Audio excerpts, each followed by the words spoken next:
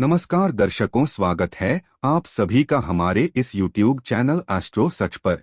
अपने घर के मंदिर में दिया बातें तो करते हैं। आप कभी कभी मंदिर भी जाते ही होंगे और मंदिर में दिया भी जलाते ही होंगे कि आप पूजा करने का सही ढंग जानते हैं। क्या आप यह जानते हैं कि दिया किस तरह से जलाना चाहिए? चलिए यह बताइए कि कहीं आप गरीबी से परेशान तो नहीं हैं, या फिर कहीं ऐसा तो नहीं कि आप तो पहले आर्थिक रूप से बहुत मजबूत हुआ करते थे और धीरे धीरे आपका धन खत्म होता जा रहा है, या फिर गरीबी आपको अपनी चपेट में लेती जा रही है, या फिर आपके परिवार में कोई ऐसा है जो पहले तो बहुत धनवान हुआ करता था लेकिन अब धीरे धीरे उसका धन खत्म होता जा रहा है। तो कहीं इसमें आपकी खुद की तो कोई गलती नहीं है ना। नमस्कार दोस्तों, जय श्री राम, जय सीताराम, जय जय हनुमान। दोस्तों, क्या आपको पता है कि भगवान से जुड़ी हुई एक गलती हम पर कितनी भारी पड़ सकती है? अगर हम भगवान पर चढ़े हुए फूल, बेलपत्र, माला या प्रसाद का अपमान करते हैं तो इसकी आपको बहुत भारी कीमत चुकानी पड़ सकती है। इसी के साथ और भी कुछ सवाल है कि दिया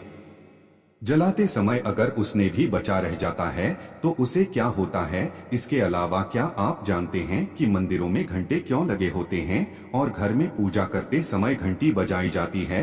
दीपक जलाते समय किन नियमों का पालन करना चाहिए? अगर नहीं तो यहाँ वहाँ भटकने से अच्छा आप इस वीडियो को लास्ट तक जरूर देखें, क्योंकि आज के वीडियो में हम बताने वाले हैं गुरुजी के बताए गए सभी उपाय जिन्हें अपनाकर आप जीवन में तरक्की कर सकते हैं। दोस्तों, स्वागत है आपका एस्ट्रो सच पर। आगे बढ़ने से पहले वीडियो को लाइक और चैनल को सब्सक्राइब जरूर कर लें, जिससे कि लक्ष्मी जी की कृपा आप पर सदैव बनी रहे। और हो सके तो अपने दोस्तों रिश्तेदारों के साथ वीडियो को आधे से ज्यादा शेयर भी जरूर कर दें, ताकि वह भी शिव जी की कृपा प्राप्त कर सकें। तो चलिए दोस्तों शुरू करते हैं। तो दोस्तों, गुरुजी जी ने अपने चमत्कारों के बलबूते पर पूरी दुनिया को हैरान करके रखा हुआ है। वह आए दिन अपने प्रवचनों में अपने भक्तों को सही राह दिखाते ही रहते हैं। ऐसे ही पंडित जी ने अपने प्रवचन के दौरान भक्तों को पूजा करने की सही नियम भी बताए हैं।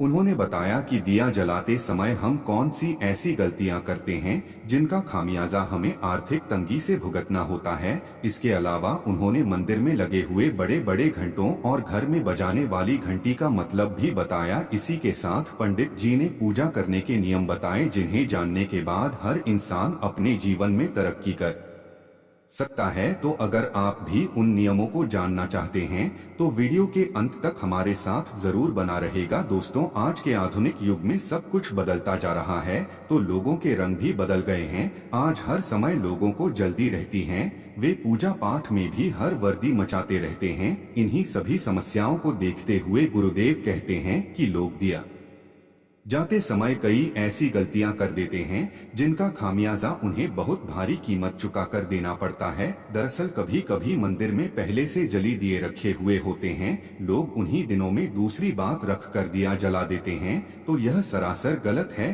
अगर दिए में पहले से जल्द ही बात ही की राख लगी हुई है या फिर पुरानी बत्ती जली हुई है और अगर उसमें दूसरी बत्ती जलाई जाती है तो इसका घोर पाप लगता है।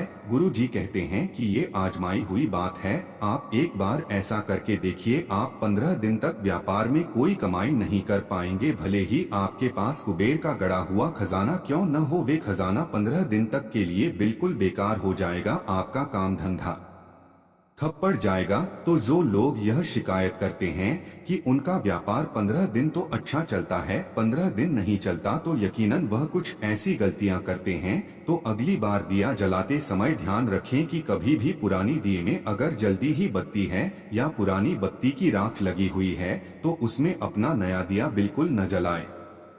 इसी के साथ अगली बार मंदिर में जल्दबाजी न करते हुए थोड़ा धीरज से काम लें और नई बातें रखकर ही नया दीपक जलाएं। दोस्तों, एक और बात का खास ख्याल रखें कि कभी भी पहले से चल रहे दीपक से दूसरा दीपक कभी न जलाएं। दिया जलाने के लिए हमेशा माचिस का प्रयोग करें। इसी के साथ कभी भी दिया जलाने के लिए लाइटर या किसी और चीज का इस्तेमाल न करें। कुछ लोग जल्दबाजी में माचिस न मिलने पर लाइटर से ही दिया जला लेते हैं और कभी भी फूंक मारकर दिए को न बुझाएं। ऐसा करना शास्त्रों में गलत बताया गया है। इसी के साथ गुरुदेव कहते हैं कि मंदिर में लगे ही घंटियों का अपना ही एक बहुत बड़ा महत्व होता है।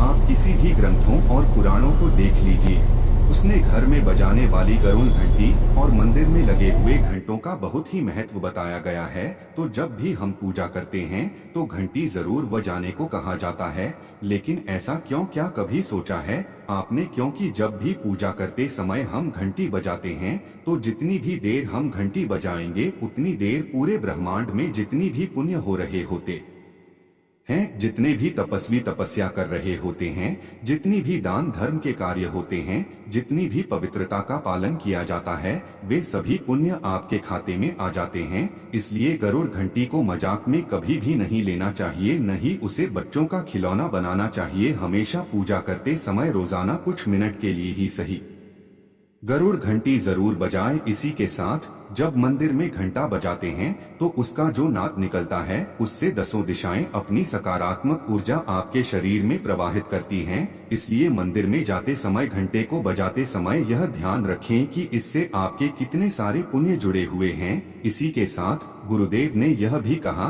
कि जब भी मन के पट बंद होते हैं, यह भगवान आराम कर रहे होते हैं, तब भी हमें घंटी कभी भी नहीं बजानी चाहिए। क्योंकि अगर ऐसा करते हैं तो हमें 12 ब्राह्मणों के भूखा रहने का पाप लगता है, जो कि दुनिया के बड़े बड़े पापों से एक है। क्योंकि ब्राह्मणों को कृष्ण जी ने इसके समतुल्य बताया है। तो ब्राह्मणों की निंदा करना और ब्राह्मणों को भी होकर रखना एक महापाप के समान है। इसके अलावा गुरुदेव ने यह भी कहा कि अगर आप शिवलिंग पर जल चढ़ाने के लिए जाते हैं और उन्हें अर्पित करने के लिए अगर आपको बेलपत्र नहीं मिलते तो जो पुराना बेलपत्र शिवजी पर चढ़ा हुआ हो आप उसे धोकर दोबारा से सिर पर चढ़ा सकते हैं। लेकिन पुष्प के साथ आप ऐसा नहीं कर सकते। अगर किसी भी देवता पर कोई फूल चढ़ा हुआ है और भले ही वह एकदम सुंदर दिख रहा हो तो भी आप उस पुस्तक को दोबारा से उठाकर भगवान को नहीं चढ़ा सकते, क्योंकि एक बार चढ़ने के बाद वह दोबारा पूजा करने के योग्य नहीं रहता। इसी के साथ गुरुदेव यह भी कहते हैं कि कभी भी चोरी किया हुआ किसी के बगीचे से बिना पूछे तोड़ा गया या फिर बिना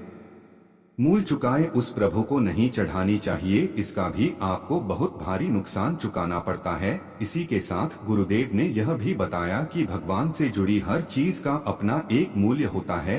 अगर हमें भगवान के मंदिर से पुष्पमाला प्रसाद मिलता है और अब उसे ऐसे ही कहीं भी पटक देते हैं या किसी को दे देते हैं तो इसका आपको नुकसान उठाना होगा। जब भी भगवान के प्रसाद का अनादर किया जाता है तो आपको उसका नुकसान उठाना होता है। गुरुदेव जी कहते हैं अगर आपको मंदिर से प्रसाद दिया जाता है तो आपको तुरंत ही उसे खा लेना चाहिए या फिर किसी को बांट देना चाहिए। गलती से भी उसका अपमान न करें, क्योंकि प्रभु के प्रसाद का अपमान प्रभु के अपमान के बराबर है और आपको इसका खामियाजा पटना होता है। तो यह ध्यान रखें कि मंदिर से मिली हुए पुष्पमाला और प्रसाद का अपमान कभी भी ना करें। अगर आप उसका सम्मान करने के सक्षम नहीं हैं, तो आपको गए प्रसाद लेने की कोई जरूरत नहीं है। एक अंतिम बात जो गुरुजी ने अपने भक्तों को बताई वह यह थी कि हम जब भी किसी वृक्ष की पूजा करने जाते हैं, चाहे वह पीपल हो या वट वृक्ष हो, तो जब भी दिया लेकर जाएं तो उसमें उतना ही हो जितना आपकी पूजा करते समय जल सके। क्योंकि अक्सर हम पूजा करके चले जाते हैं और हवा से जब वे घी का भरा हुआ दीपक जल नहीं पाता तो उसमें घी ऐसे ही पड़ा रहता है और आपकी यह गलती आपको बीमारियों की सौगात दे सकती है। आप कितना भी इलाज कर लीजिएगा, लेकिन अगर आपने ऐसी गलती की है तो आप कभी भी ठीक नहीं हो सकते। तो हमेशा ध्यान रखें कि मंदिर के बाहर पूजा करने वाले दिए में उतना ही भरी जितना कि वह पूरा जल सके। तो दोस्तों, अगर आपको गुरुजी की यह बातें अच्छी लगी हो तो वीडियो को लाइक कीजिए और कमेंट बॉक्स में जय श्री राम जय हनुमान जरूर लिखें। तो मिलते हैं